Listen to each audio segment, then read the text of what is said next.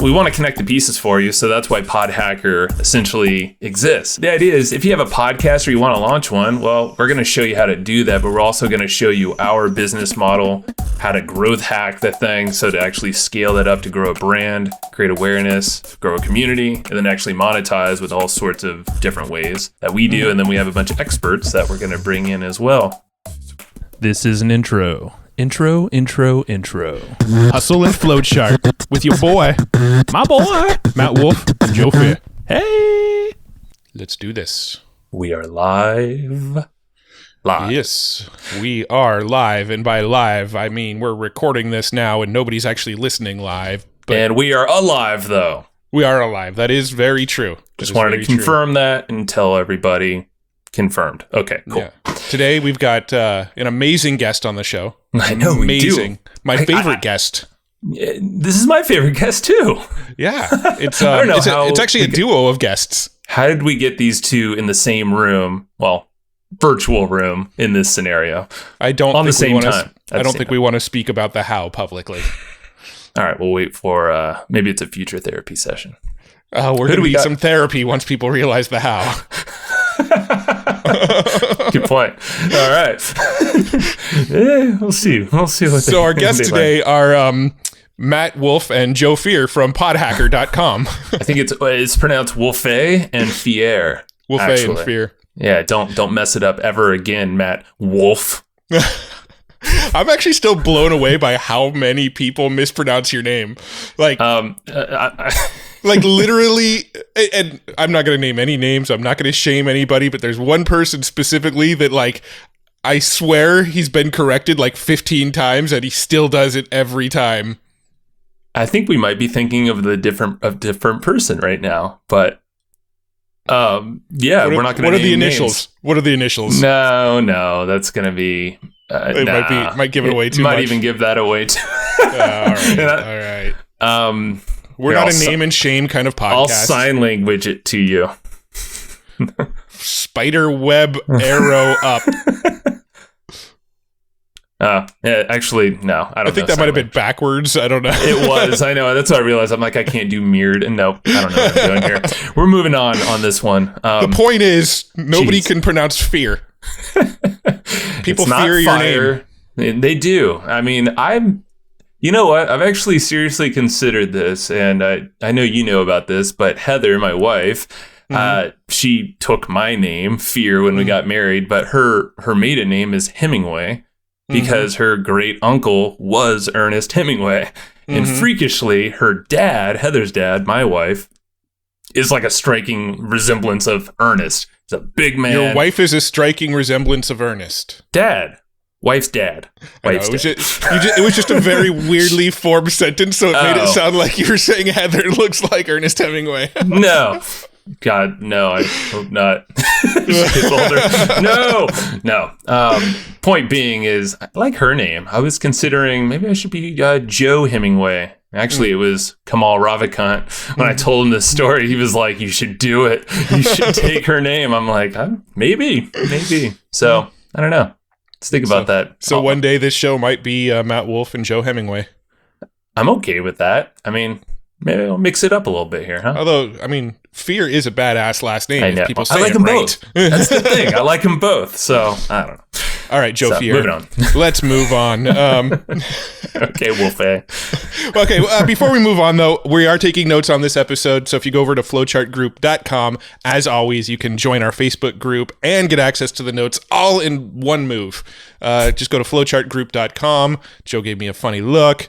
One move. I like it. One swipe. You'll get and we'll hook you up with the notes for this episode if you do it within 2 weeks of going live. All right, let's get that out of the way. What are we talking about? Wow, very dramatic transition there.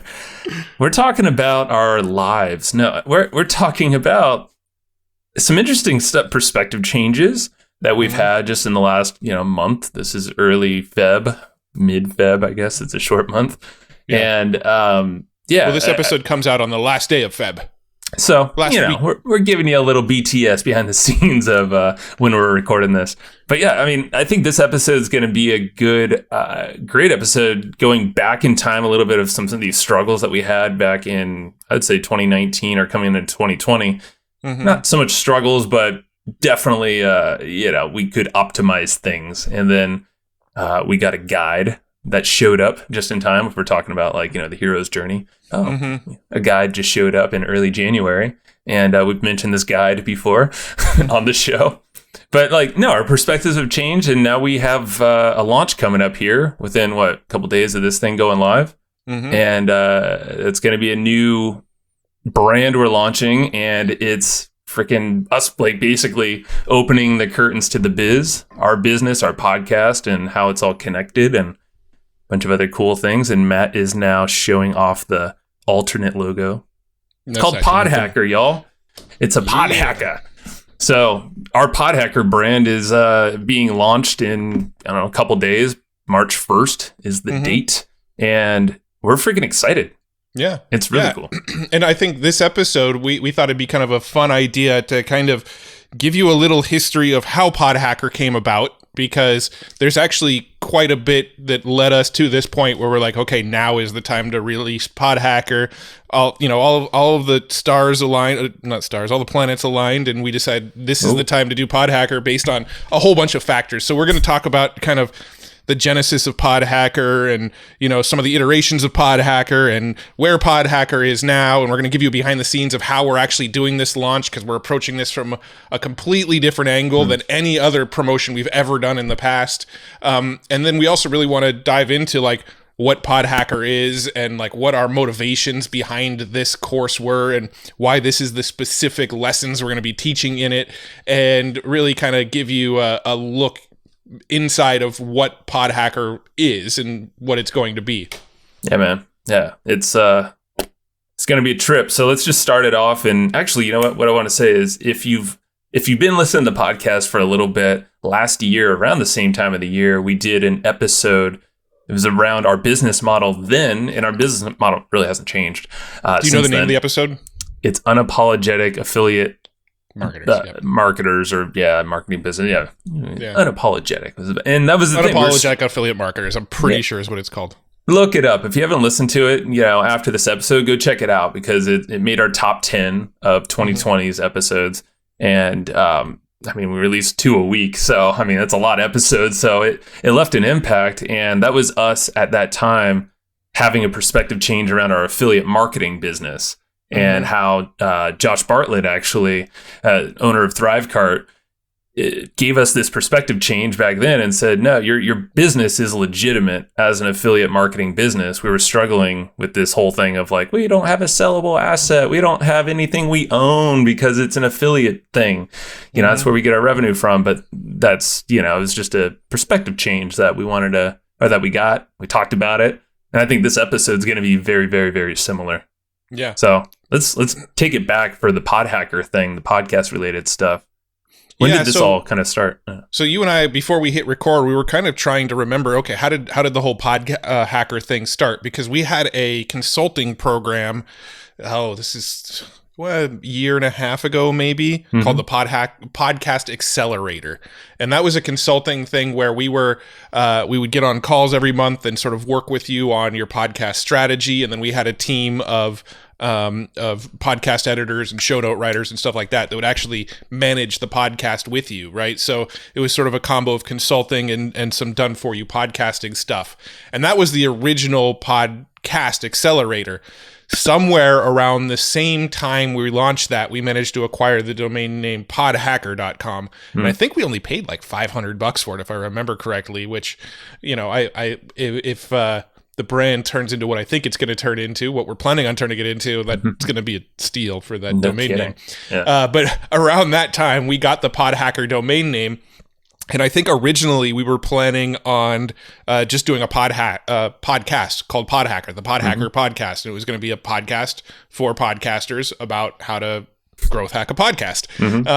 And so we set up podhacker.com. I think I recorded like a single trailer for it saying, hey, this is going to be a podcast about growing your podcast. So tune in every week as we teach you new growth hacks. And that was the only episode we ever recorded, was that one like trailer thing.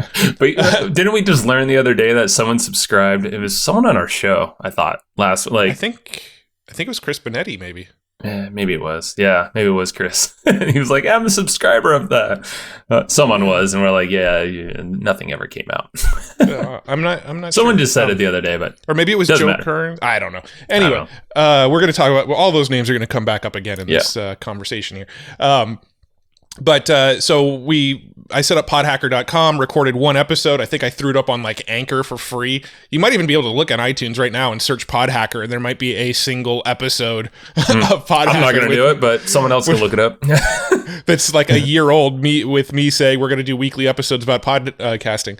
Link it in the show notes, Sue. That would be kind of interesting. I don't know what we said about it because it's probably completely different. Maybe it's the same as what we're doing now. I don't know. Yeah, I doubt it, because the original concept was a podcast. But true. Then I think we realized that brand name, that PodHacker brand name, was like too valuable to just be a podcast. And so that whole podcast accelerator program that we were launching at the time, we said, let's just rebrand this as the PodHacker program. Yep. So we rebranded that. We made a big training course back then that was like a podcasting 101 training course on how to, like, what equipment to get, how to edit your audio, how to host the audio, how to create your show notes, all that sort of stuff, plus all of our monetization strategies. We broke down how we're making money off affiliate products, how we're making money selling notes, how we're making products off equity deals, how we make money off of sponsorships from time to time. We broke all that down, and then we broke down a whole bunch of our favorite growth hacks using Facebook ads, Twitter ads, using podcast apps to purchase to sort of pay for the growth of your podcast. And we broke down all these sort of strategies that nobody else really talks about in podcast growth. And anybody who bought our PodHacker consulting program got access to this training as well. And then it sort of evolved when was it February or March? March, right? Podfest? Podfest was the beginning of March. Yeah. But it evolved before then. It was like more December, I remember, of 2019. It was like right around that time. It was December when Chris from Podfest, Chris Kermitzos, reached out to us and basically said, hey, do you guys want to go in on a room, like a little side room at the Podfest conference and hold your own mastermind there or some mini event? And we're like, we got to figure something out because this is a really cool opportunity. And, Chris was hooking it up too. Thank you, Chris. You rock, because a ton of people got a ton of value and got introduced to Podfest as well for the very first time, which I know Chris is loving and wants, so that's the point. And it's great. So we held that mastermind. So that's where that forced us to create our first mastermind, basically in-person mastermind. Yeah. So the first time we ever actually promoted the PodHacker brand, by buying PodHacker, you got access to this in-depth podcasting training that we created. You got access to a live full day in-person mastermind where we brought in different guest experts and talked about podcasting. And you got a ticket to Podfest 2020 back in March. And so we sold that as a large bundle under the PodHacker thing. And about I don't know, what we have there. I think we had maybe 35 people buy PodHacker and maybe 25 of them showed up to the event. About 25 at the event. Yeah. And then we had all of our buddies cycling through. So I don't know how many people at the end of the day. Yeah. So that was the initial PodHacker story. We found a cool domain name that we wanted. We grabbed it. We started to make a podcast. It didn't really work out. So then we rebranded some of our consulting and training and then our mastermind. And then that's kind of where the PodHacker story ended until about December of 2020. So, fast forward 9 months, we didn't do anything else with that brand in that 9-month window. Yeah, you're right. And then January came up and I don't know what, so now I'm going to skip over. So back to my weird analogy about like the guide that showed up in January. Well, same guy. It's Josh Bartlett. So just like that unapologetic affiliate marketer episode, it was Josh that gave us this kind of reframe, of like, yeah, we're legitimate as marketers and entrepreneurs, business owners, even if we're just selling other people's stuff. Well, Josh, this time, we had a chat with him. It's been a while since we all caught up, and we always like to check in a lot, but it's been a while. So we were checking in, and he was just like, you know what? It's the beginning of the year. And why not try to make the bulk of your income like ASAP in the beginning of your year, and think about the freedom and the pressure that kind of gets lifted off of you for the rest of the year, the rest of, like, let's call it a quarter. So you do the bulk of your income in quarter one, which we're in right now. And then the rest of the quarters can essentially, you can use to supplement your core foundational income.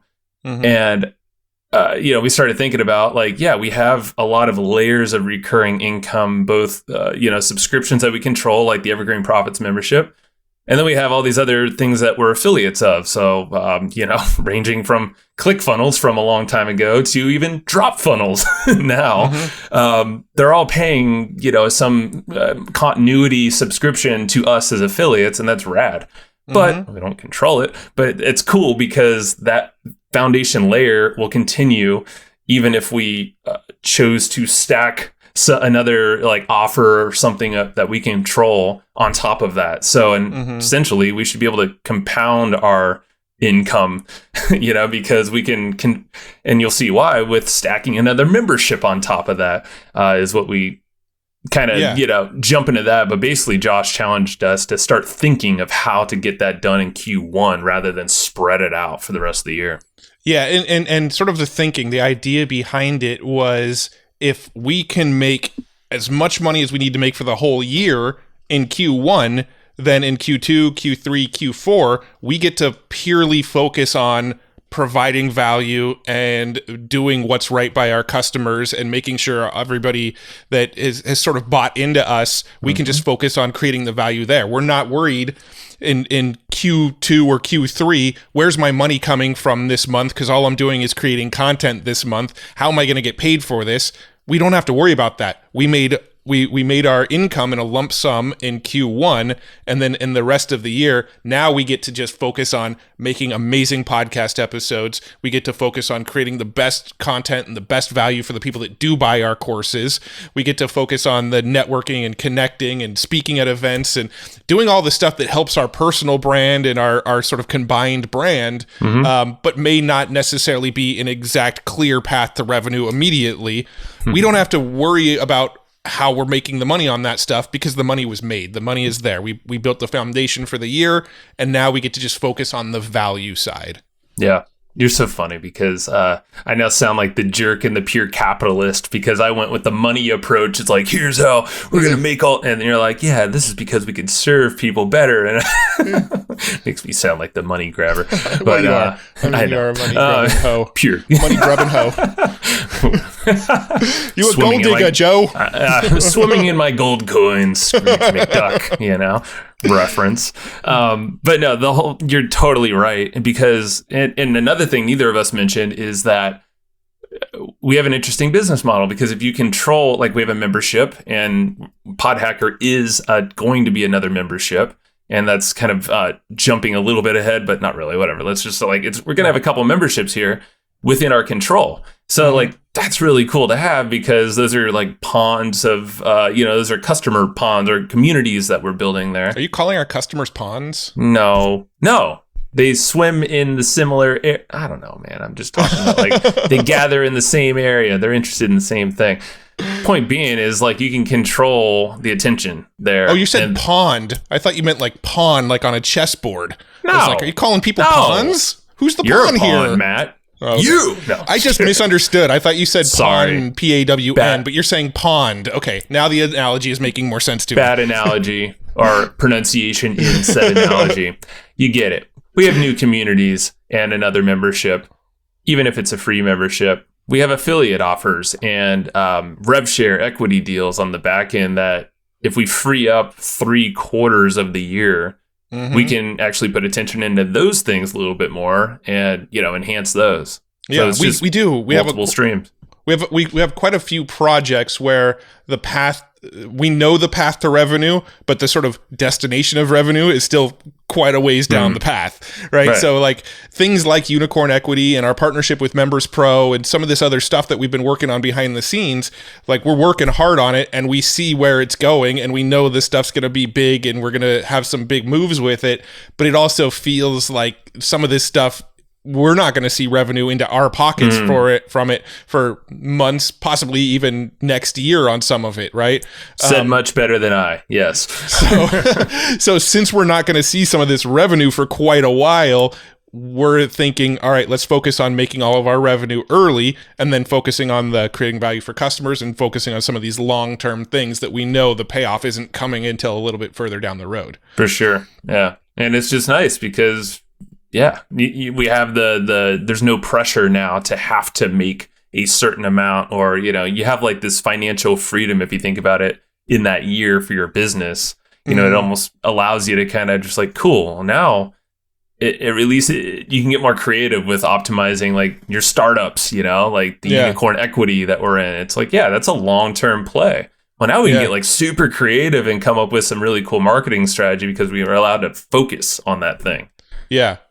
Well, coming back around to the sort of whole storyline here, so in January, I don't know if it was the end of December, beginning of January, somewhere in there, we both got on Clubhouse. We've done past episodes about Clubhouse. We're not going to talk about it on this episode. But we got on Clubhouse, and around the same time, Josh got on Clubhouse, and us getting on Clubhouse and Josh getting on Clubhouse was something that sort of reconnected us. We kind of fallen out of touch for, 3 months or so, and all of us getting on Clubhouse, we started chatting fairly frequently again.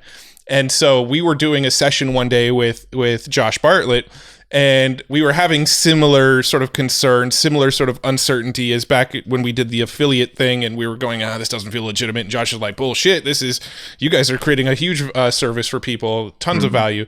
He kind of did the same thing again when we said, we've had this sort of hard stance of we don't really want to sell courses. We like the info to be free. We want to, it's not really our path to be out there selling a bunch of courses. We sort of said we didn't want to do that again back in like 2017 or something, and we really haven't pushed courses since. And Josh sort of helped reframe that for us as well. He was like, there's one thing about putting out a lot of free content, but another thing is when people are trying to start a podcast, for instance, they can go find free content. There's YouTube videos, there's podcasts, there's blog posts, there's tons of free content. The problem is, which content do you follow? Which path do you follow? Which model is the most effective model? Because you can go and consume content from 50 different people and have 50 different paths to potentially follow. Right? Where do I go? I don't know. So people aren't necessarily paying for the information. They're paying for the guidance. They're paying for the proper path. They're paying for the personal help that they're going to get from us, and that sort of thing with it. It's not just, hey, here's $100. Here's a members area where you can just go, you're on your own now, go get all this training, right? Like if you do that, there might not be a ton of value to the customers, and it may not be the most helpful thing you can make. But if you go and create something where they get access to you, they can ask you their questions, you're showing them the right path, you're helping them get these aha moments that maybe took you years to get, you're helping them get those aha moments in a 15-minute video, right? Now you're providing a real service for people. You're sort of helping them jump over a whole bunch of hurdles that you had to jump over manually first. And that's the thing. That's massive value in so many ways. So yeah, Josh helped us I guess legitimize that in our brain again too, because it was a big struggle for us to feel like we were basically not keeping our word to ourselves and to you, our listener, is here we are, we're going to package up another thing and sell another course. It's like, but like we're motivated by the fact that what we said before is like we can make the bulk of the revenue in Q1, and then the rest of the year is really we could spend on growing our community, doing really cool extra things that to just get creative, that we have a million ideas. and then ramp up the value for people, continue everything to ramp up the across value the board. And so we were sold by that. And then, but we didn't decide anything specific. We're like, okay, cool, we get it. That's really locked in our minds. That already was a perspective change. And I think that time with Josh there is the most powerful piece of this whole story, or that is the mind shift. I mean, I feel like every journey you need that mind shift or that perspective change. Well, that was freaking it. It was really two things, right? It was get as much revenue as you can in Q1. That way you can shift your focus for the next 3 quarters on value and some of these longer term projects. And the other thing was selling courses, selling content is not evil, right? Like we almost sort of demonize selling content, and we're not going to go and start just creating a whole huge course business now or nothing like that, right? Like, but this membership, I think there is real value in it, in the access we're giving. I mean, we're going to get into what it is in a few minutes here, but with the access we're giving to us, with the access we're giving to our Rolodex, with the sort of clear path to follow, no question marks for people, I really think that is something of huge value. It's almost like the content that is inside of the membership is almost secondary to the other things. The sort of primary thing is us kind of holding your hand and walking you through, okay, this is the path to follow, ignore the other paths, follow this path. And then also, here's the people that you're going to need to know, that you're going to want to know to get ahead in this game. By the way, we're connecting you with those people. That's where the real value adds. It's almost like that content, the actual information that we're putting in there is almost secondary to those other 2 factors. Totally. Yeah. Yep. Given the path, the community, the support, the engagement with us, with others, the experts. And that's the big thing, actually. And this was, all right. So you know how, Matt, we have that shift kind of in our minds separately. We had at the same time. It happened after this other event, or maybe like right around. Remember, we had the mastermind. We have a kind of like a every couple month mastermind with Bob Sterling, Roland Frazier, Brad Costanzo, Travis Houston, Steve Olsher, and Henry Evans. Such a name dropper. I just had to. I can't just name one person. Then the whole crew, the Bobs, are going to be left out. So I mean, you forgot. I forgot someone I know. You did forget. Don't tell him. See, you forgot. The sad thing is, I'm drawing a blank on his name because he never actually comes to the masterminds. Well, that's the problem. Shoot! Now you got me thinking. Who? The Success Magazine dude. Hardy. Yeah, Darren Hardy. That's right. Darren Hardy. Yeah. My brain farted on his name. Okay. Yeah, he doesn't live here most of the year though. So or around. I don't know. But you're right. So point being, that mastermind, we presented the group with this challenge. You know, the whole thing that Josh gave us that perspective shift around. So it was really cool because we didn't have any specific model in mind. We wanted to just hear them out and their approach. And it was really cool because that was another perspective change. And it was one in being like, basically what they said is like, well, what's the quickest path to making it to your goal? It's to sell probably to the least amount of people. So, figure out how to, create an offer around that and basically put that out there. And it's an absolutely amazing approach. And, we thought about it a little bit.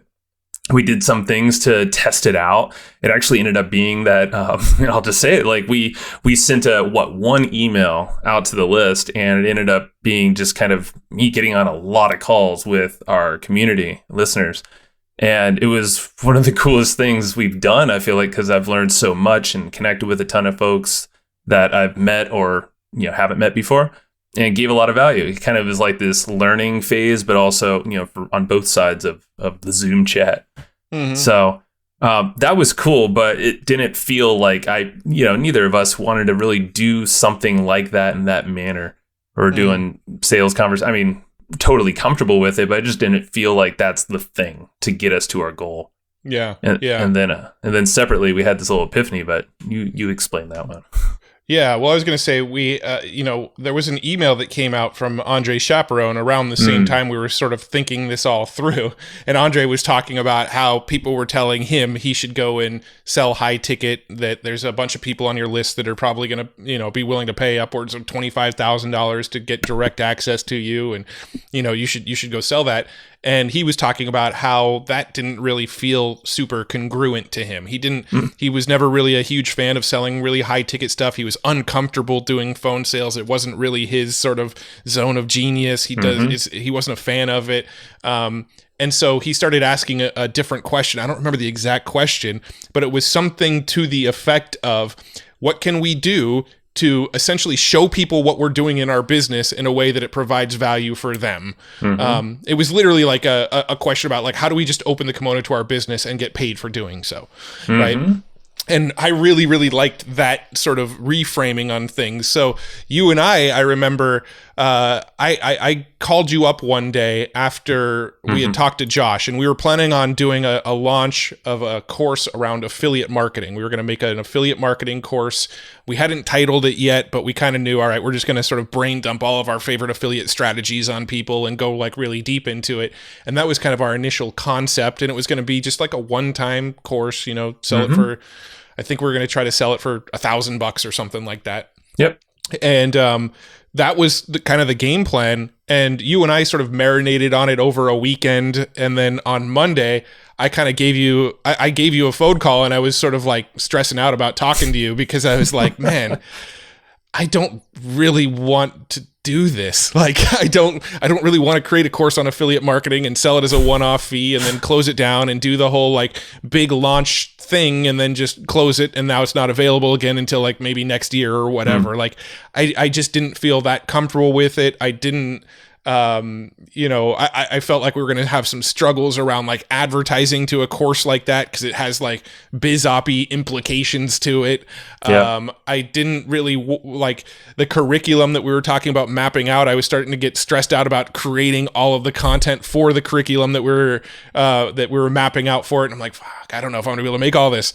Yeah. And I started to stress out a little bit about like the technical stuff. Like, hey, if I show them how to do Facebook ads and I make a video on Facebook ads, that video is going to be irrelevant in 2 months when Facebook ads look different again.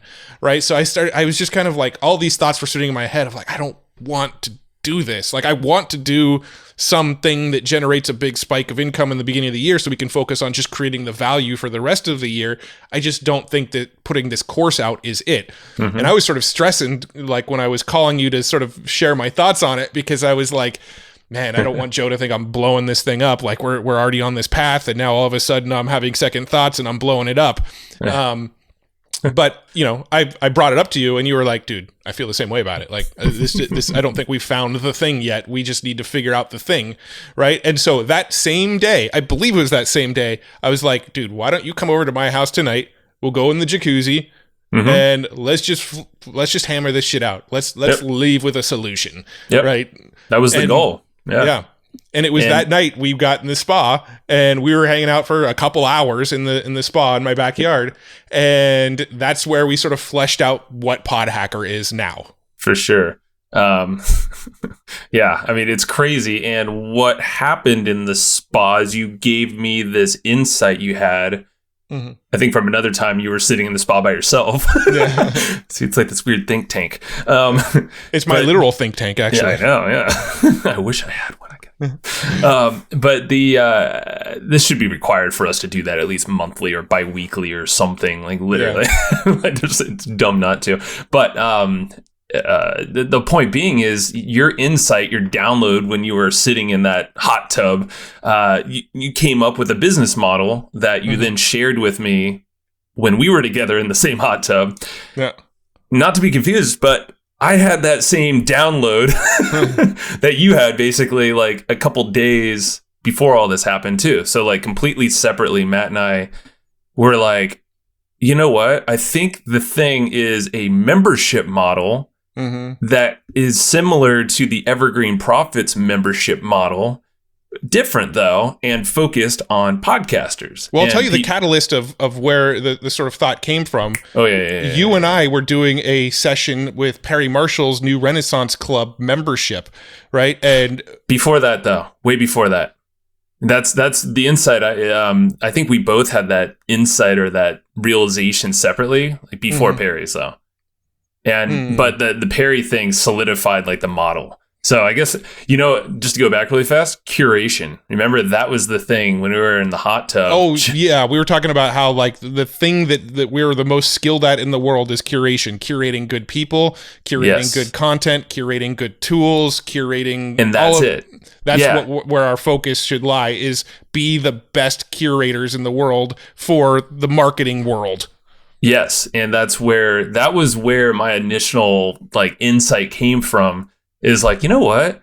We've been talking about like how we have a really cool responsibility, and it's kind of like a weight on our, it's like not a weight, but it's like got this thing where, hey, we're curating the guests that come on this podcast, and we know the listeners do stuff with these insights. Like we hear it all the time in all these calls I was on the last few weeks. It's so many people are like, I listen to every single episode, and I only follow you guys, or the people that come through your podcast are the only people I actually follow because you guys brought them on your podcast. And that happens like daily. We hear that in the Facebook group, on these calls and emails. And then it was that for me where I was like, hold on. So we're curating a bunch of people. Why don't we like have a higher ticket or a higher end part of like that goes deeper with these people or people like these? Because we're already curating the best of the best for the Hustle and Flowchart show podcast. Why not like go deeper with them in some model, that's like higher touch, higher engagement. But it was a curation thing. And then that's pretty much what you said too, as the model you wanted. Yeah. It was the curation thing that that we came to. My timelines are a little messed up because I feel like the curation conversation was one of our like drive-in chat days, which is the other way that we kind of form ideas together. It's all blend. Yeah, it's all right around there. And then the night we were at the spa, I remember it was like the day after we did the Perry Marshall session to his new Renaissance Club. And I was looking at his model and I was like, I really like his model. He's in there teaching, but he also brings in guests to like deep dive and do training presentations to his members. And that's where the sort of concept of what we were going to do inside of this membership came about, was sort of looking at Perry and going, man, I really like how he brings in guest experts into the new Renaissance Club to talk to, that membership every single month. And that was where some of the models kind of got more fleshed out, was kind of looking at that. Totally. But I don't remember the timeline of like the thinking, but it was over like, this was like a week-long period of like, it all came together, Well, just think about it. I mean, like we put a challenge out there for ourselves. And like we kind of set a deadline we did set a deadline, Q1, that's what Josh in that perspective change was like, hey, get all this done, like formulate the structure and the content and all this. And we decided PodHacker is the freaking thing. Like we have this is the most sought after, like on all the things that all the calls I was on, the messages, like the common things are all around like, how are you doing this with your podcast? And there's a list of things. And then how are you growing it and how are you making money on the back of this thing? Like, how's your business model look? And all these, every time we present it, and this is Perry Marshall's event again, when we were presenting to his crew, I had Perry talking about it again. He was like, oh my God, like this, like we had this whole spider web. And then we spoke at TNC 360i, I remember in December. Yeah. Same thing, and it was like one of the most top-rated sessions there, we were told. It had over 500 people watch it, which I guess is a really big thing, and I didn't know that. But I was told that the other day. I was like, sweet. And it's like, those were all like connecting the dots for us. We're like, shoot, we need to teach this thing, but how? Yeah. And this is it. This is how it all came around. Yeah, that's really the story of how it all came about. Maybe now we should shift into like what the hell it actually is going to be. It was a long story. We figured it would, but yeah, PodHacker. Basically, this is exactly, now you know the model, the story, and the why. Like essentially, we have a ton of information and connections and all that. Our business model, we have all these. We want to connect the pieces for you, so that's why PodHacker essentially exists. It's for a podcaster.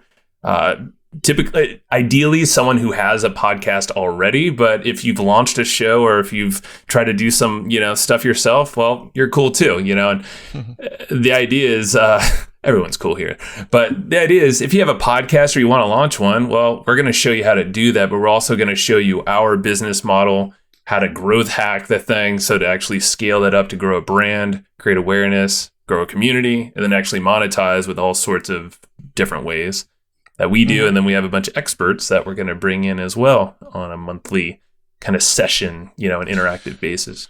Yeah, well, it all kind of comes back down to that question from Andre, and we already sort of formed the PodHacker sort of concept before we saw this email from Andre, but this really helped solidify what we're doing a little bit. Was that question where he said, like, how do we give people sort of a peek into our world and make money while doing it, right? Like have it be a business around it, and so that's really what we want to do with PodHacker. And when we look inside of like our Facebook group, when we started getting a lot of these Clubhouse sessions, when we started seeing email replies from people on our list and things like that, like we kept on hearing the same stuff over and over and over again in the form of, you guys do things differently than everybody else. I've never seen anybody treat a podcast the way you guys treat a podcast. I've never seen other people talk about the growth strategies for a podcast that you talk about. Like, we've been on Clubhouse in podcast sessions multiple times, and every single time people are blown away by the stuff that we're talking about and the ways that we monetize our podcast and grow a podcast. Like, we're giving people strategies on growing a podcast that they've literally gone, I've purchased tons of courses, been through a bunch of YouTube videos, read a bunch of blog posts. Literally none of them have ever talked about those strategies right there. And it's just like we do things differently than everybody else in the podcasting world. Yeah. Like guys like Marlon Sanders and David Frey, who are in our group, they've made comments inside of our group going, why aren't you guys teaching this stuff? You guys are doing it better and differently than everybody else, and I can't believe you're not teaching it yet. I imagine you guys would make a killing if you sold a course on this, right? So we keep on getting this feedback, these comments of like, we just want to see behind the curtain of your business. We just want to understand how you're growing the podcast, how you're making the money, how you're getting the equity deals, how you're connecting with these big influencers you're getting on the show. Like, we just want you to peel back the curtains and just show us, how are you doing this stuff, right? And that feedback has come over and over and over again. And we went, okay, cool. We can do that. We can make that content. In fact, we've already made a lot of that content. We can do that. So that was kind of the initial genesis. And then we realized, we really like what Perry's doing, where he's bringing in the best of the best guest experts he can bring in every month, right? He's bringing in like A-list marketers and entrepreneurs and getting them to present to their group high-level content that they really would. It's not free stuff that they're out there giving away on podcasts. It's not the stuff that they're speaking up on stage at conferences and stuff. This is like, he's getting them to really, really dive in and give the goods, give the real shit, right? And I was inspired by, we were inspired by what Perry was doing there. And so we came up with the idea of, all right, why don't we show behind the curtains of our business model? And when somebody signs up for PodHacker, that's what they're getting access to start with, right? They're getting access to, this is the peeling back the curtains. This is our roadmap. If you want to follow in our footsteps and recreate what we've created in our business, this is the roadmap to do that. That's what you get when you sign up. That's the content that's available there. Yeah. So how do we make this valuable to continue with us? How do we make it valuable to stay a part of this community? Well, there's a community element, right? People can interact with us. People can interact with other podcasters. People can swap being guests on each other's shows, swap promotions, things like that. There's that community element. But then, coming back to that curation thing, we've been told we're really good at curating amazing people. That's what the podcast is us finding amazing people and curating those people, us finding amazing tools that we like and curating those tools, as well as the people behind the tools, right? That's what we're doing with the podcast. So with PodHacker, how do we take that to an even deeper level? How do we curate at an even higher level where it's going to be in extreme value to our customers? And that's where we came to the idea of, let's bring in the best experts, not necessarily just our friends, the best experts we can find on any given topic, and have them speak about their topic in relation to podcasting. So for instance, go and find the absolute best master at Google Ads right now, in my opinion, that's Mike Rhodes. Go bring Mike Rhodes into one of our monthly sessions and do a deep dive live session with customers on the live Zoom call so they can ask questions as well, and just deep dive into, okay, you are the biggest Google Ads expert on the planet at the moment. If you were advising a podcaster, what would you be telling them to do right now? Walk me through it. I will open up my Google Ads account and I will click around and do what you tell me to do. Show me what to do. And all the time, you're on a Zoom call watching Mike Rhodes show me what I should do as a podcaster to grow my podcast with Google Ads. Yeah. And you have the opportunity to ask questions during the session and get involved and interact, right? That's how we're opening up our Rolodex to PodHacker customers on a monthly basis.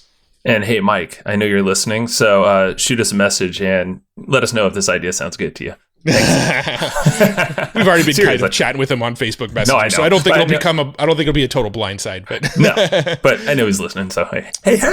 Yeah. We talked to Rand Fishkin, right? Rand is somebody who's made, he did SEO Moz, and now he's got Spark Toro, which is just a phenomenal research tool for figuring out what podcast to go on, who to get on as guests for your show, what blogs to guest post on, what social media channels, and what people on social media to follow, how to outreach to them as well, like how to outreach to all of them. So Spark Toro is a tool that does that, and we've talked Rand Fishkin into coming and creating PodHacker content for our members. Twisted his arm, talked him into it.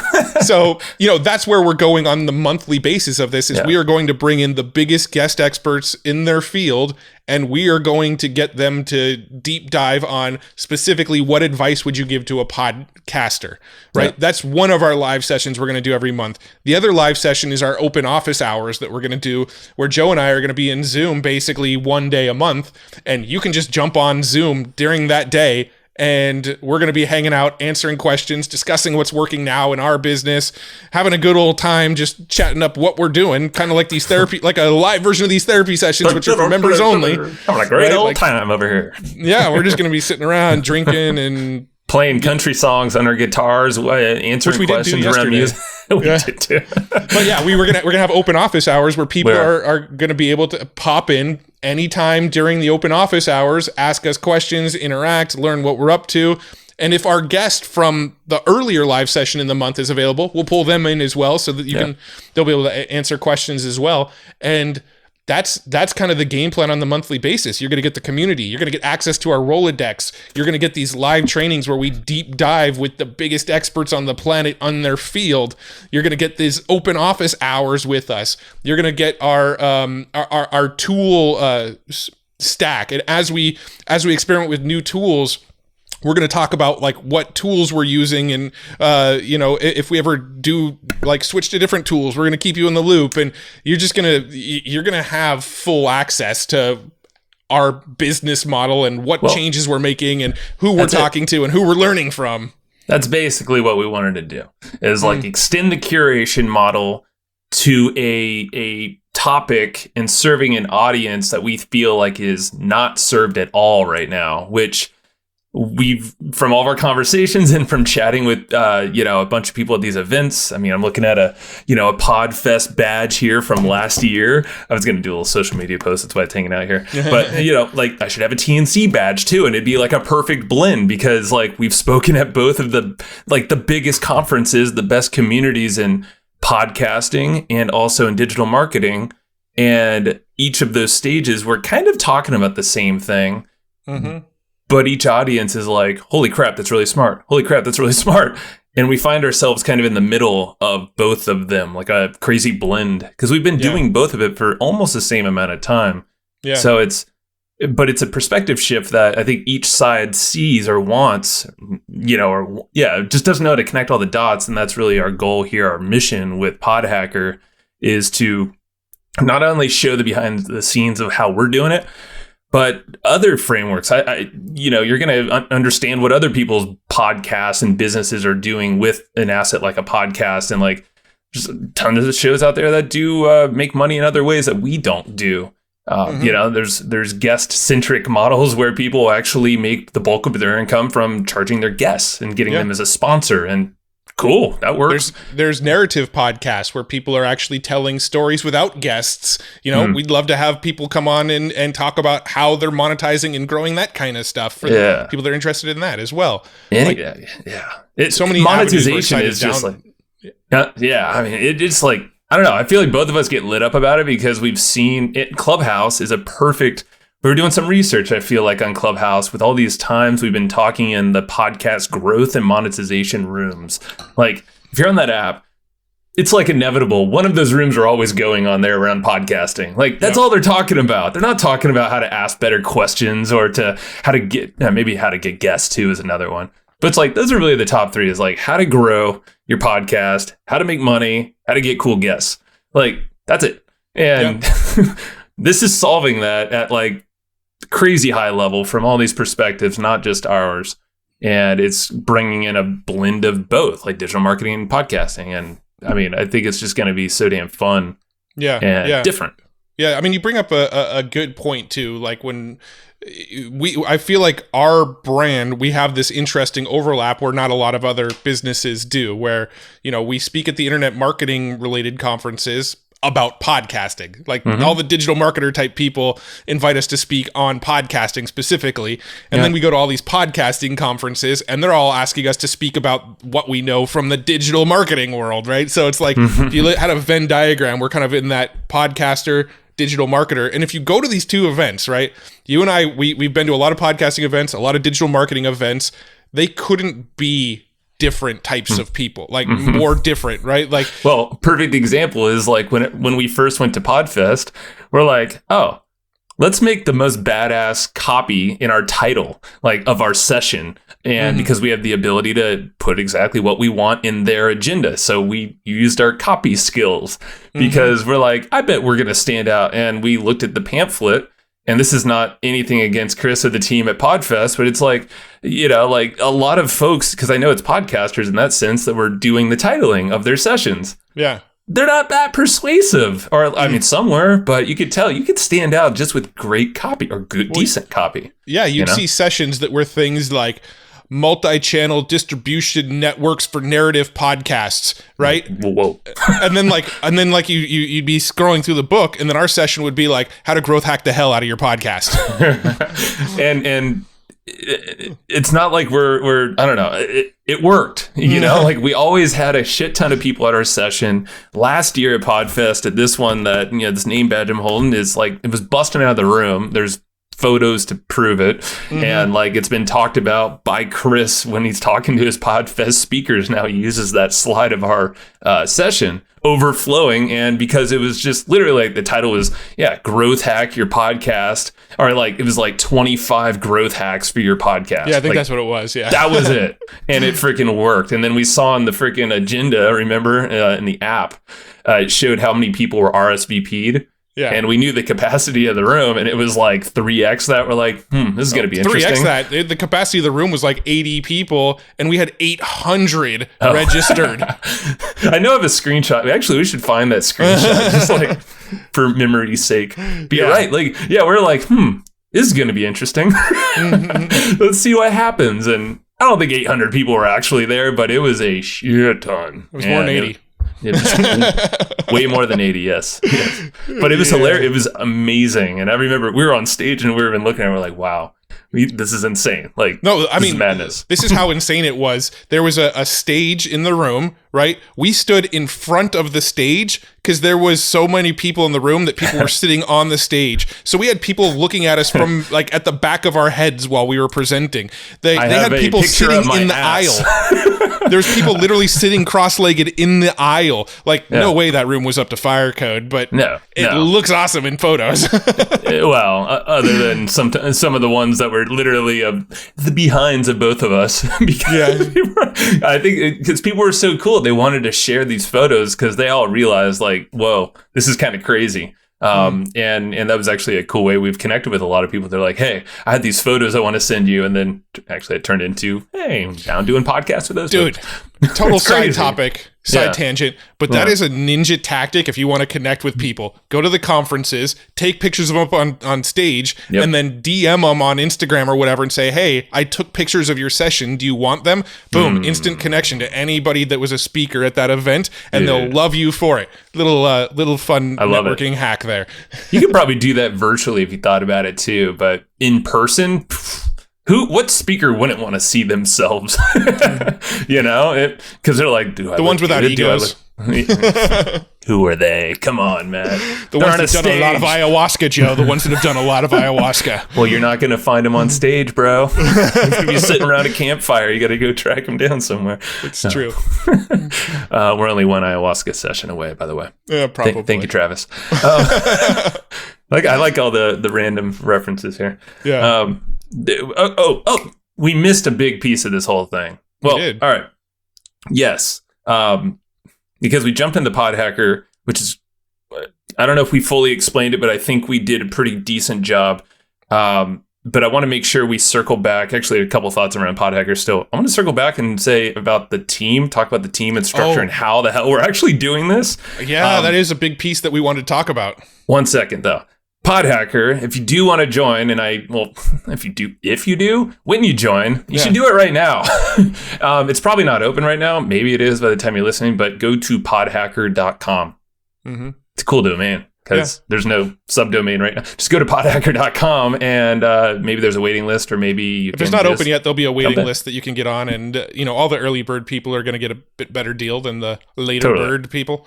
Late birds sleeping in. That's fine. So at the very least, go to podhacker.com, and if it's open, sign up. If it's not open, then hook us up with your email, and we'll let you know when it is. Damn right. Either way, you gonna get hooked up. So.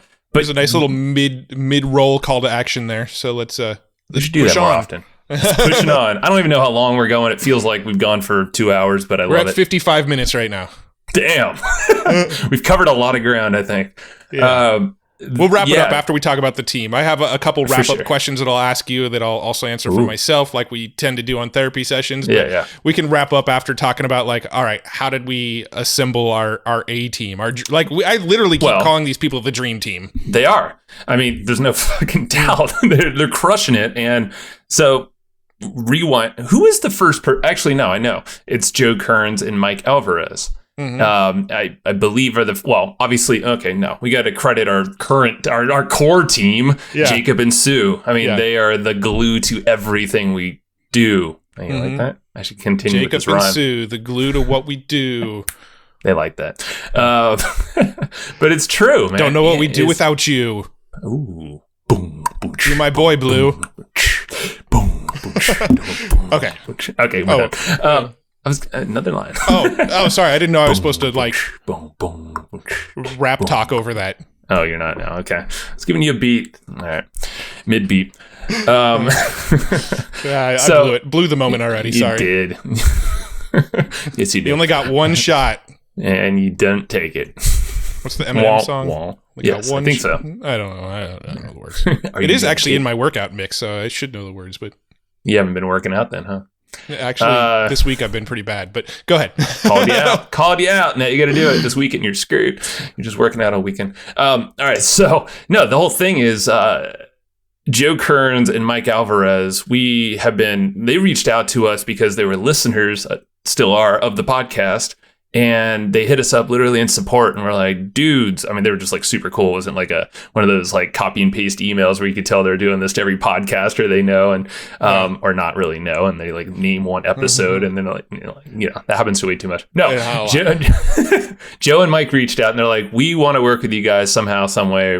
I don't know what it looked like, but essentially we ended up joining forces, and now they are the email gurus that literally took you, Matt, out of the active campaign inbox or interface every single day. And I know that was one of your struggles. I don't know if we should be telling people that, because those emails still come from Matt Wolfe and Joe Fier.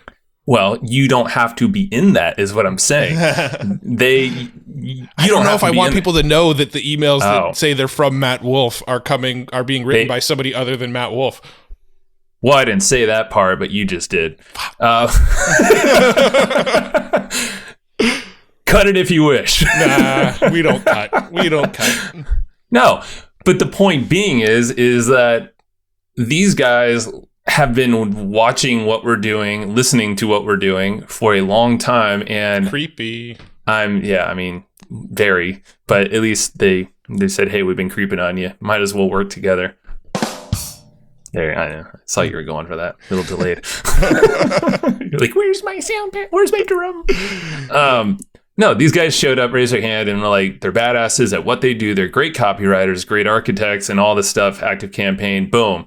Those guys are they're working with us, and you were definitely in part of those emails. You're talking to them like daily. So yeah, no, I mean, it really is like our messages. They're just sort of taking what we're saying and translating them into emails that people actually would want to read versus my basically what ramblings. They're doing. They're taking content of what we're putting out in all sorts of places, this podcast, products, ebooks, whatever, and creating a journey. It's a path that we are now taking people, because it's like a customized journey that you're probably noticing if you're on the email list. If you're not, you definitely should be at flowchartgroup.com. Another call to action, that just to see this in action. Those guys are architecting and all of it. And they're also obviously working with us on PodHacker. So it's like, that's a whole piece of the business we don't have to think about right now, because emails they just have done. They're doing it. Yeah. So Dream Team started that way. Or that was the addition on top of our core team, was those guys. Yep.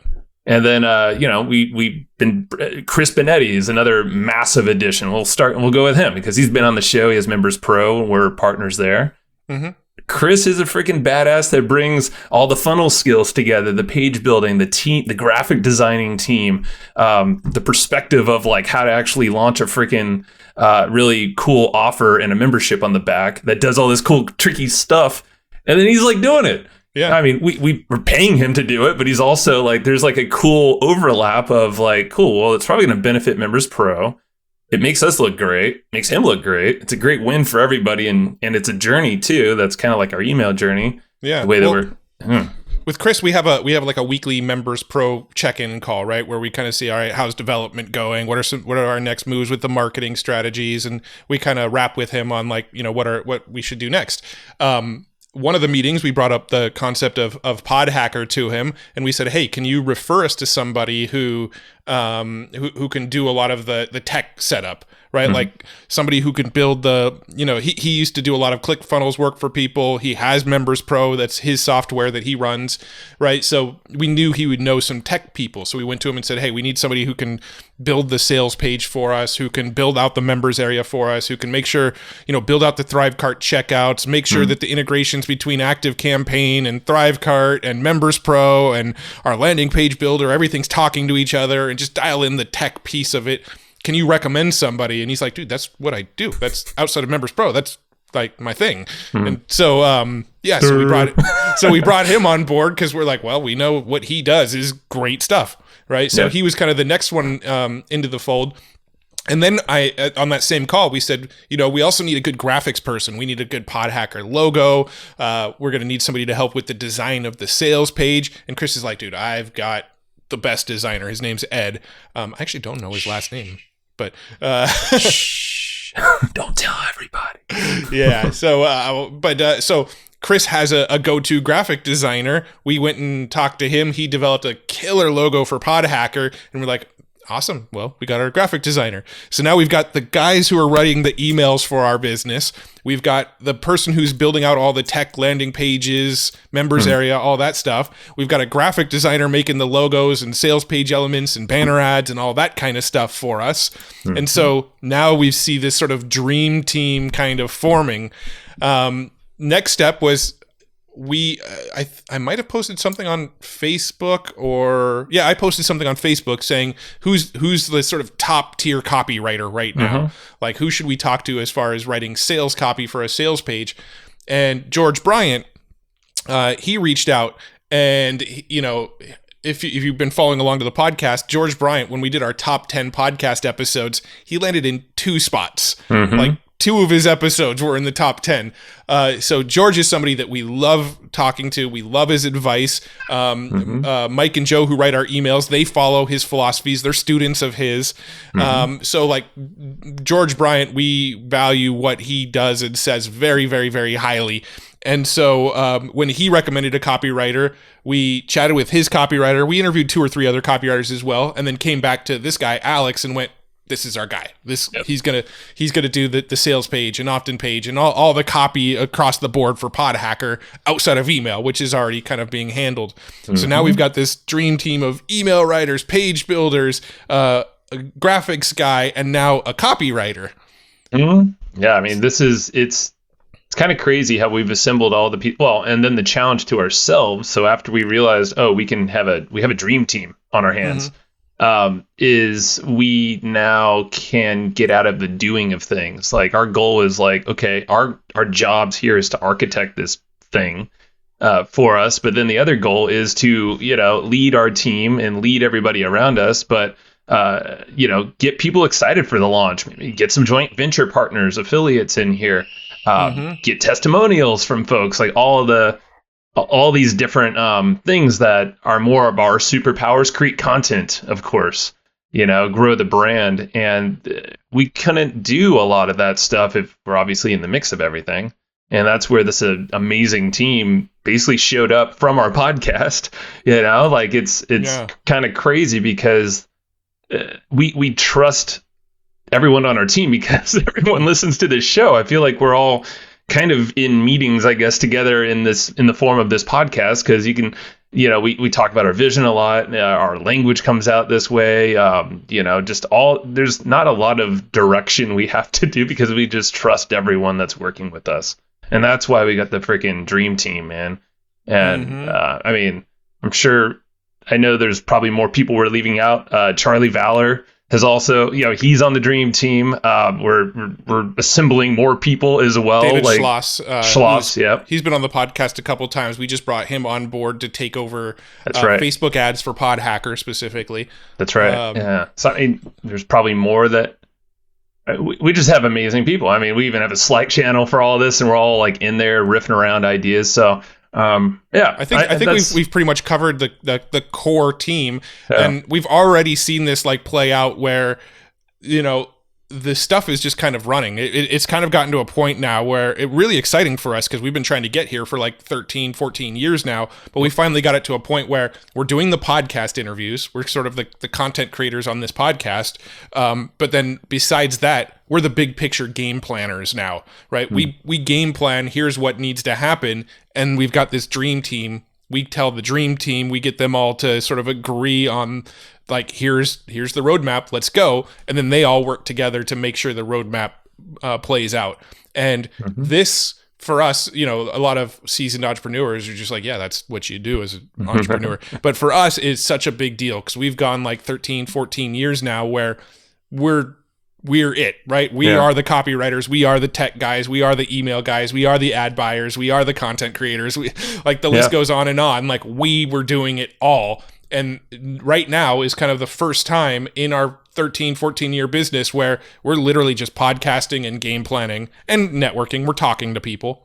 I mean, that's the number one thing. I mean, we do that through our podcast, too. So you're right. I mean, we can probably look back and be like, what the hell, man? We should have done this 10 years ago. Like, you came from an entrepreneur business, Matt. Your dad's run that thing, most time you've been alive, and even were in there managing people. It's like, you obviously knew that you don't have to do everything in your business. Yeah. Well, no regrets here because we learned all of this stuff, right? Like, totally. I don't think we could have done what we're doing now had we not struggled through it prior, right? Like, had I not got in and taught myself Facebook ads, had we not both collectively studied the shit out of copywriting over the years, had I not learned how to like build stuff on WordPress and do API integrations and do all that kind of stuff, all of these things that we finally got around to hiring, had I not learned that stuff first, I wouldn't have known if it was a good hire. I wouldn't have known if these people are taking the right path. I wouldn't have known if, the copy they're writing sounds solid to me or if there's like holes that might give the wrong idea.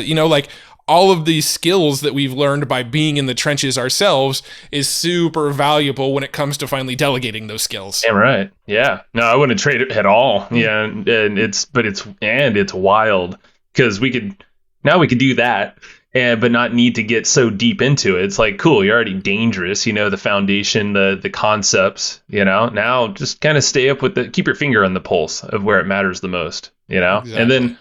And then also get the best freaking people that you possibly can on your dream team. Because if it ain't the dream team, then I don't know. I just feel like, why the hell do you have a team? You know, like you got to have the right people. And I think, I don't know, this is just like, it's like a really cool time where I feel like we just had the most support that we've ever had. And I think our mindset, which like I was chatting with our buddy Mark Acosta Rubio earlier today, mindset's the thing. And that's what Roland Frazier even was telling us the other in that mastermind we were talking about. So, I mean, shout outs to those guys too for helping us kind of do this little perspective change in this all in a month, basically. So it's kind of wild. Sweet. Well, I think we've sort of given the overview of everything we wanted to talk about for PodHacker. So one last call to action on that, and probably not even the last call to action. There'll probably be another one. But podhacker.com. That's it. That's the whole URL. Go to podhacker.com. If it's open, you should get in now. If it's not open yet, get on the waiting list because it will be open soon, and you're going to want it. You are going to want it. And so PodHacker, I mean, we're just get in soon because we are, I mean, we're going to close it. It's not going to be just perpetually open. I guess let's just say that really fast. So it's like, if you want in, get in there. Either way, the waiting list, and that'll be, you know, if it's not open, jump on that bad boy. Yeah. We're going to open it up and sort of like, kind of like cohorts because we want to be able to work with a group of people and not have like new people coming in all the time and maybe sort of getting lost. And like, if we're like 3 months in and new people sign up on our Q&A calls, people might be asking us about content that was actually released 3 months ago, and they're not going to be on track with the people that were in 3 months ago. And yeah, so it's not going to be something that's going to be perpetually open. We are going to have to close it down. We're going to open it in sort of, I don't know the right word. I keep saying cohorts, but it's not really a cohort kind of thing. It's like we have like a little blend thing going on, but it's it's sporadically throughout the year. We're not going to name any times now, but just know that that's the intention, and that's why we're doing it, because the whole PodHacker training, it's going to start off with you basically going on a journey through, from launching a show. Even if you don't have a show, you can jump in there. It will give you everything you need to launch a show from nothing right now. And then it walks you through on this journey, depending on where or what you need at that time, like our email systems do now. Yep. So it's pretty cool. I think that's the future of everything. Create journeys, man. Show podhacker.com. Whoa, look at that. Another call to action. Oh, what you got? A couple quick wrap-up questions. Any new tools that you're digging right now? Oh, man, I mean, I know we already mentioned SparkToro, but that is a great tool, especially since Rand sent that video, which actually is in the membership for EGP and probably will be in PodHacker as well, because it's that good. So if you're a member of Evergreen Profits membership, go check out the Rand Fishkin video in there about how to get on podcasts by using his methodology. It's freaking brilliant. It's only 5 minutes, and I was just like, dude, this is like one of the most common questions that people, ask us. And I even shared it with a couple friends today, and they were both like, oh, okay, that just solved my problems. So I think SparkToro and just using it in creative ways like that has been really cool. But I want to hear something from you, and I'm sure I have another one I'll dig up. Yeah, I mean, I'm really digging Superhuman. I know I talked some shit about it in one of our outros, but my talking shit was a little bit more around their onboarding, which I can still talk shit about it now that I've been through it. They make it hard to buy a $30 a month product, but it's a really, really, really great product. I really like it. Superhuman is basically like an email system that's designed to help you just kind of like fly through emails really fast. It's like you kind of, every single email you decide, okay, do I want to keep this in my inbox or do I want to archive it? You kind of crank through them real quick. And then you can kind of go back to your inbox and look at just the ones that you have something you need to do on them. And then you can kind of work through those. And it almost turns your email inbox into like a task list kind of thing. Yeah. And it's been really, really effective. For the first time in like probably 9 months, I get to inbox zero every day. So, so yeah, it's like a gamified thing. It's kind of cool because I'm happy that you're stoked on it because I was a little like 50-50. I don't know if Matt's gonna like this or not because I've been liking it, and I think the cool thing is that you can mold it to your way of using email, and it just feels kind of seamless. So good one. Just another one is StreamYard. I know we've talked about it. It's not like a brand new tool, but we've been using it a lot more, and to do these live streams on Facebook and YouTube. Because we're seeing on YouTube, and we've heard this from Jacob talks to Rob over at TubeBuddy, and we've had him on the show, Rob on the show. Another great tool. Yeah, TubeBuddy. What was it? I know we have a URL for that. I don't know what it is, but it's just tubebuddy.com/EGP. Okay, there you go. And it's a free thing. I mean, that's a badass tool that we use every day. And then Jacob was like, "Yeah, well, Rob said that YouTube Lives are." Helping channels kind of pop off, and they show that a lot more in the algorithm. So we're like, cool. Well, we have a demand for more people wanting to get in the podcast. So let's do some lives, and we could probably repurpose that content in other places. But now that StreamYard tool is just allowing us to do that, distribute it to our, different locations. And then we have a file that I know you've used as even an extra podcast episode with, actually, who was it? I forget. That was the Mario Filio one. And I actually recorded that on the Rodecaster. I didn't use the audio that they gave me, but yeah. Well, I could have. Same time we did that, yeah. But you could have, yeah. So StreamYard's a cool tool. If you're doing any kind of streaming or you want to take advantage of YouTube and favoring YouTube Lives, then that's what I would recommend. Cool. I dig it. I don't have any other tools that really jump to mind right now other than the couple that we mentioned. I'm doing some really, really cool stuff on our website right now with ConvertBox. I mean, that tool just gets better and better every time I log into it. What's a new thing that ConvertBox is doing now?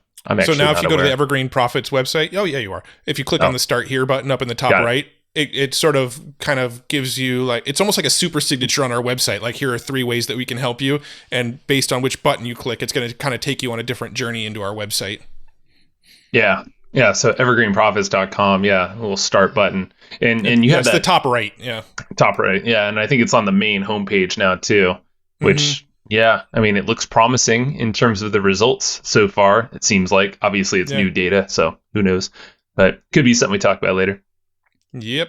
Cool. And then, so moving on from tools, what is a book recommendation from you? I have you the and I almanac. might actually have. Oh, okay. Go ahead. I was going to say you and I are going to have the same book this month, but it doesn't sound like we are. I was just saying we have the almanac. I have the almanac of Naval Ravikant on my desk. I like to flip through it. Yeah, I don't read it cover to cover, whatever. I've been cycling. So I'll give you 3 books. That's one of them. I just finished Ask by Mark Victor Hansen. We just recorded with him yesterday. Which I don't think is out yet. As of this recording, I don't think that episode's out yet. So keep a lookout for that episode with Mark Victor Hansen and his wife, Crystal. They wrote a book called Ask, and I don't have the subtitle in front of me. But it's essentially, the whole thing is it shows you exactly why asking questions literally can like create a different life for yourself. Oh, Matt has the notes in front of him. It's called Ask, the Bridge from Your Dreams to Your Destiny. There you go. So it's already out, so you can check it out. And I recommend getting it sooner than later because it literally it shows you different questions and how to use questions to create success in your life in whatever area of your life you want. And so that was a great book. And then last one is I've started Super Better.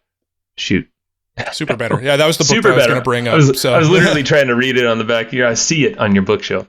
Yeah, but because when I said we might have the same book this month, that's why that was the book that I was referring to. Yeah, it was actually a book that Tim Ferriss mentioned on his podcast maybe 3 years ago or something. I don't even remember. I think it was either like a random show or one without a guest. But I remember Tim talking about this book being like an excellent book, and I picked it up back then, and it's been sitting on my bookshelf. I don't think I ever even opened it after buying it. It was one where I bought it like used for like, 17 cents on Amazon, but then you pay like $3 shipping or whatever. And so I bought it because I found it super cheap, and it's just been sitting on my bookshelf, and I finally cracked it open, and I was like, damn, why have I been sleeping on this book? This book is freaking good. But it's basically essentially how to leverage games in your life to sort of ease anxiety and depression and, get yourself out of funks and stuff actually by playing games. But then it's also about how to like gamify everything in your life so that you get more things done. Like gamifying your exercising, your dieting, your working, your family life, figuring out how to turn everything into a game and then playing the game on a daily basis to sort of make yourself super better. It's called super better as in like superhero kind of thing, like from a video game. And it's just a excellent book with like it's real actionable, tactical, like here's an exercise you can go do right now, Yep. Oh, well, it's like littered with that. I mean, that's what I like about it the most is that you're literally you're becoming super better in real time as you're going through the book, and you'd be foolish not to do that in real time. Like, I love how it's written in a way where it's like, yeah, you're literally growing through the process of reading. It's not like you read a book and now you have to go try to do the work, which is most people won't. No, the book literally prompts you and says, all right, set this book down now and go do this. When you come back, we're going to move on, right? It's like you're working through the exercises as you're reading. I mean, it's like little things like this. I mean, you're not seeing... opening my hands like almost like I'm about to receive something. I do this all the time now, and it's just something in the book. And it's like if you walk into a room or do this for like a minute or something, 30 seconds before, I don't know, you have a meeting or something, it just kind of like chills you out if you just bring your palms up. And I've noticed I'm like, yeah, it actually releases tension in my neck, and then sometimes like just chills anxieties that I might have, or if it slows me down. I'm like, damn. That's rad. So it basically gives you a bunch of these little hacks and tools, and you can just implement them whenever you need to. And it's like a gamified thing, like you said. Really cool. Sweet. Cool. That's all I got. I just wanted to throw those in because I usually like to talk about, what sort of little tools or books or whatever. Any other things, YouTube channels, movies, documentaries, TV shows, anything else cool you want to mention before we wrap this bad boy up?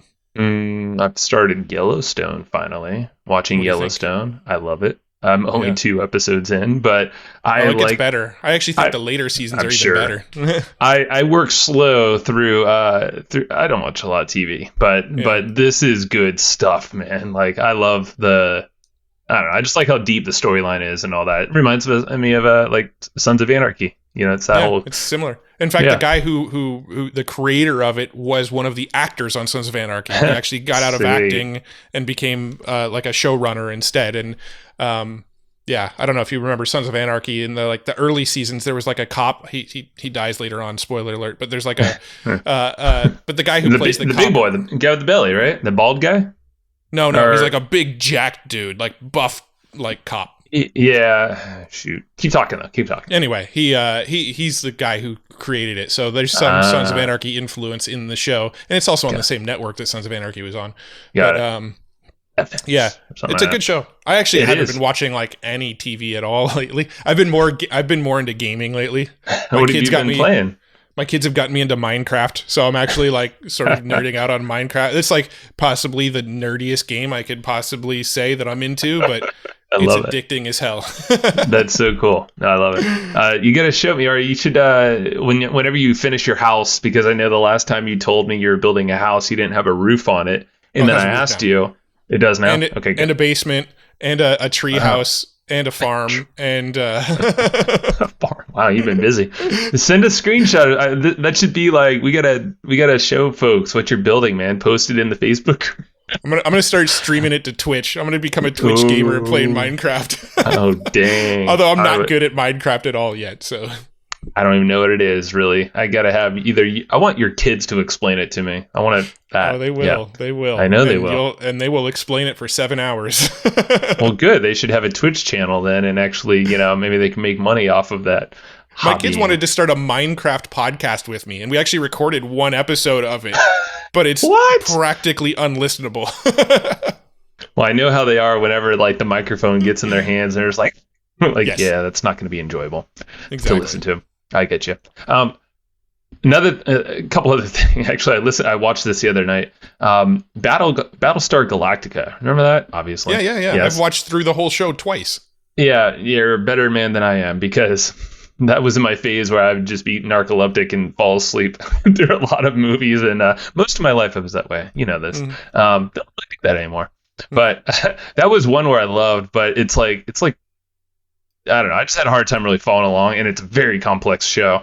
I watched a YouTube video that basically explained the entire show in 8 minutes, and it was the most insane thing ever. And even Heather, my wife, she didn't remember most of the stuff that she's like, holy crap. And I'm like, and I think there was more because there were other series and like build-ons. I recommend it like for you or anyone interested, and it's so damn crazy because I'm like, whoa, this is trippy, man. Like, I don't know. I was just like... It's kind of like that Wisecrack channel that I pointed to you where they're like sort of analyzing shows and explaining what's really going on behind the scenes. But this was rapid fire. It was just like, this happened, then boom, boom, boom, boom, boom, boom, boom, boom. I'll have to watch it because I've seen the whole show, so I don't really care about getting it spoiled. But well, exactly. Well, it even said in the beginning, it's like, FYI, this is a massive spoiler alert. So, and let's go. Bye. And it was just like, I was just thinking of the writing, and like, we talked to Sean Vossler recently about copywriting and like creating heroes' journeys and all these things. That story has like a million of them wrapped in the same storyline, and then they're intertwined, and it's just like, and then hearing that, I was like, damn, respect for that show now. Yeah. Massive. Dude, my favorite storyteller has to be Dan Harmon. Dan Harmon is the guy behind Community and Rick and Morty. I think those are really the only shows that like he's really known for. But like his story arc and the way he writes stories, there's like YouTube videos where you can find how Dan Harmon writes stories. And I've studied how he writes stories, and like he's one of my favorite storytellers because he has like a different twist on the hero's journey. Where the traditional hero's journey is like by the end of the journey, you're like a changed man, and like both physically and mentally that you've gone through a lot of changes. Well, his hero's journey arc is like a circular arc where by the end of the story, you're back to where you started, realizing that you should have never taken the journey in the first place. Yeah, you're like, WTF, why the hell? WTF, mate? Like, I didn't go anywhere. That sucked. It makes for like super hilarious storytelling, and it's why like Community was such a good show and Rick and Morty is such a good show, is they like follow his formula with every single show. And like there's tons of people break it down on YouTube. Like you could find all sorts of channels of people breaking down the Dan Harmon story arc. I literally looked it up. It's called the story circle technique. I just looked it up. It's his writing style. If you look it up in I guess he has something called The Sirens of Titan coming out this year. Yeah. Also, the Sean Vossler episode we're referring to, that'll be coming out soon, everybody. It is. Because we're talking about episodes that we've already recorded but aren't released yet. Yeah. It's all good. No, like they're coming out. Just little teaser alerts. Yeah. The other thing I was going to say is yesterday, at the time of this recording, you told me to go check out Elon Musk on Joe Rogan. And I listened to like 45 minutes or something. I was like, this is insane. It's like, I texted you. I was like, this is wild because I'm like, I've learned how gravity works and how space works and launching a rocket to Mars. Like, it's just wild to like listen to Elon and like really dumb down things for layman's terms, but it's like some of the most complex crap that's being made. Yeah. And I was just like, that's just a fascinating, like, to expand your mind. You're like, wow, we are literally nothing for one, but like just the logic and thinking that goes behind stuff.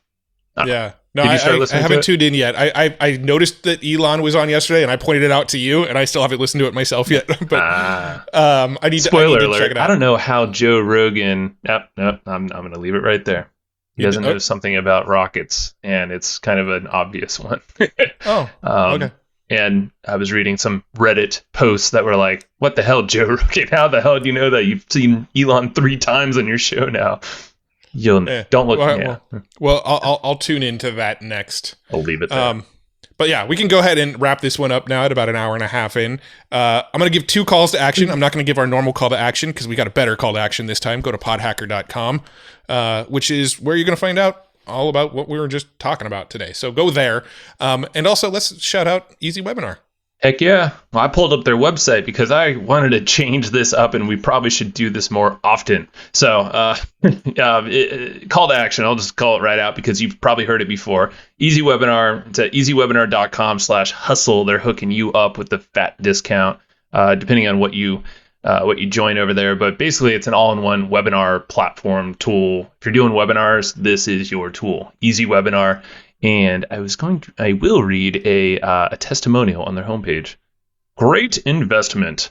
Oh, this is Janelle Stewart, a business coach. Great investment with Webinar, our easy webinar. I'm able to bring a visual experience to my school/courses. I offer training, coaching, and sell through the power of webinars. It's made me over $50,000 in sales using Easy Webinar as my method of promotion.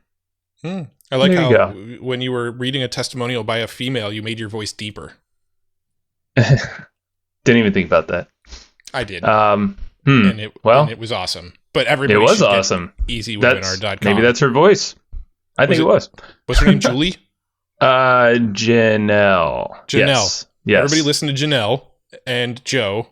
And get Easy Webinar over at easywebinar.com/hustle. Hustle, yes. All right. Well, share this episode, please. If you've lasted, I always say this, like it always feels like this has like been a marathon every episode. Why do we always feel like we're apologizing at the end of the episode? Sorry for talking for so long. So long. No, it's freaking stoked, man. I actually feel like we can continue this thing for a while, but we won't.